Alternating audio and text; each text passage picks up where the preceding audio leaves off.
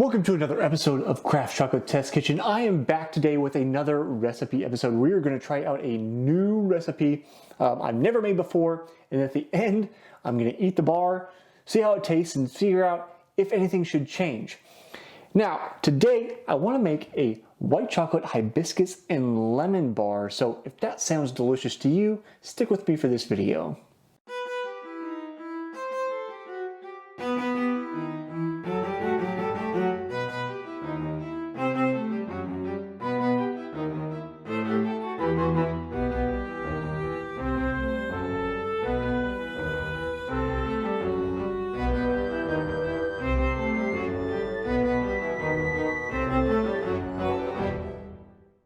As I said in the intro, welcome to Craft Chocolate Test Kitchen. I'm your host, Jesse Funk, and this is a show where we experiment with craft chocolate, try things out, experiment. That's kind of the format, and you kind of learn along with me as I figure out new ways to make chocolate and chocolate products.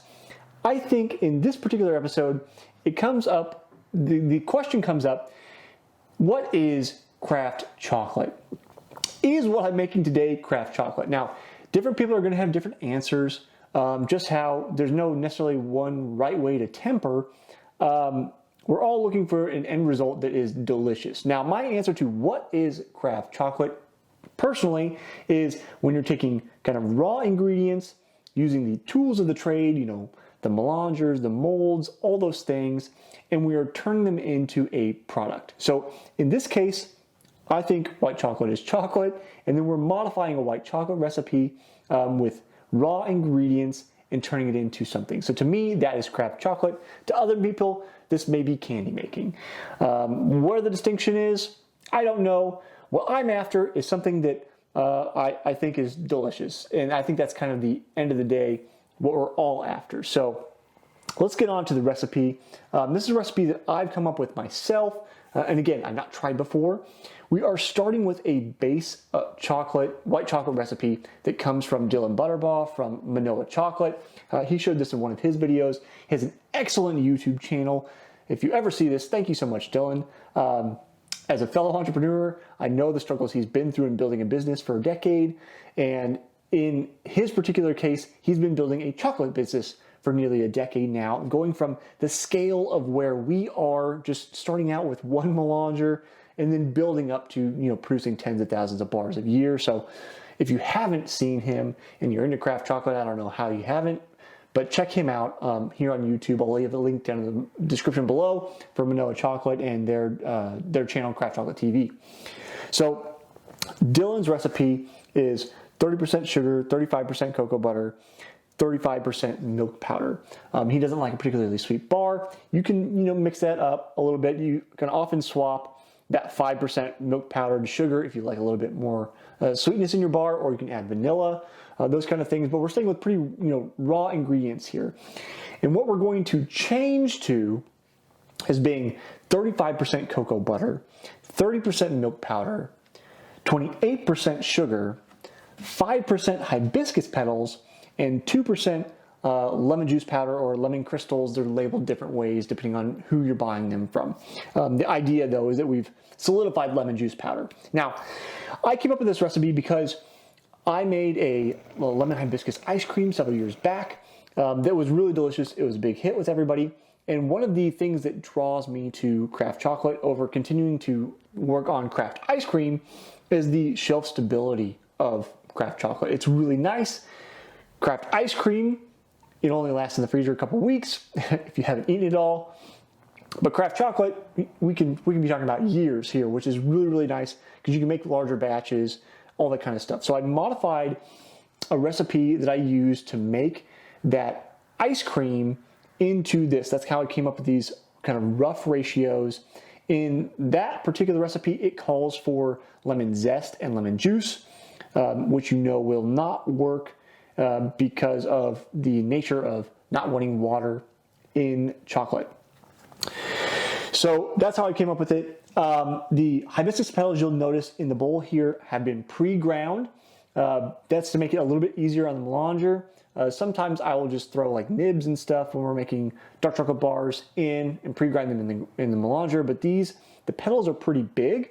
So I just dropped them into my food processor, zipped the food processor a little bit, and then pulled them back out, reweighed them to make sure that they are the appropriate weight.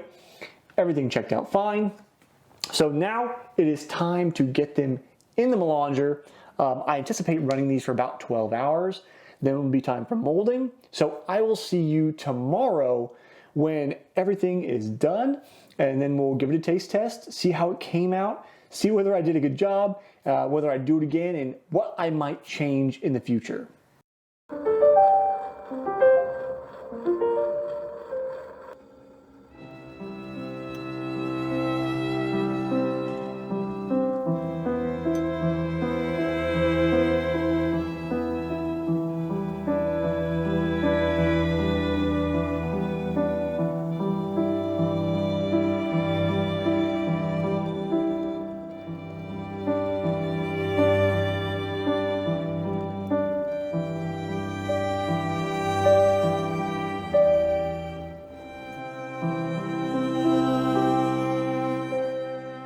So I'm back actually here a number of days later now.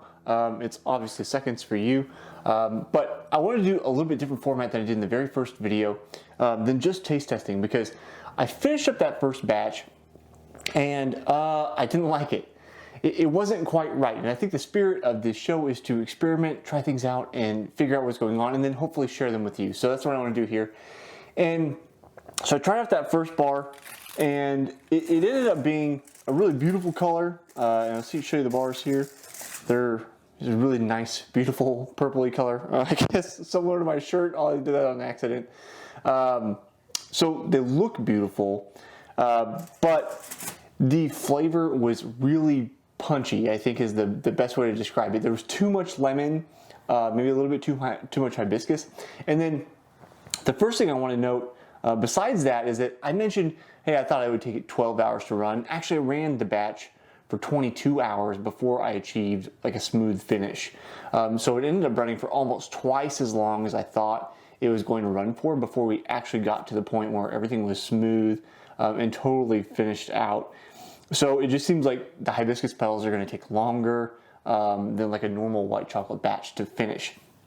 So from that original recipe, I actually ran a second batch because you don't want punchy. Like, I actually kind of liked it. I like a punch in the face of flavor sometimes.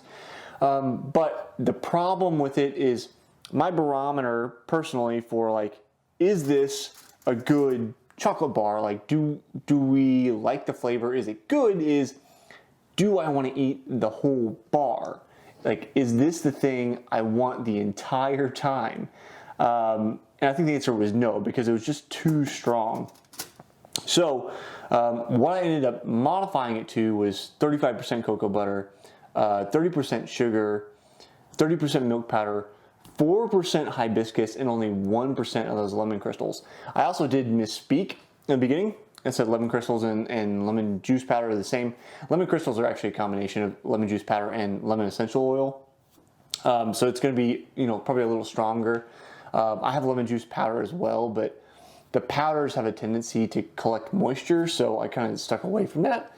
But that's kind of the long and short of it is, once I ran that second batch where we reduced the hibiscus to 4% and the lemon to 1%, much better, much more satisfied with that.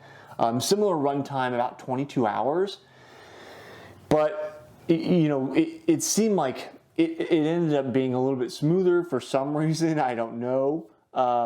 And then I'll pop this up on the screen. You actually got a comparably different color. The bars with the 4% hibiscus ended up noticeably lighter than the 5% bars, and actually even prettier than the original one. So very satisfied with that. I actually started giving them out to get feedback from people. It's been positive so far. So obviously there's always room for tweaks, but I think I'm pretty satisfied with that recipe at this point. Unless I receive noticeable amount of feedback that something needed to be changed, I would personally just run with that from there. So if you like craft chocolate, if you like this format where we try things out, we share recipes, hit subscribe, stick around with me for future episodes, and check out the episodes I've already done as we work on making better chocolate together. Hopefully I'll see you next time on the next episode of Craft Chocolate Test Kitchen.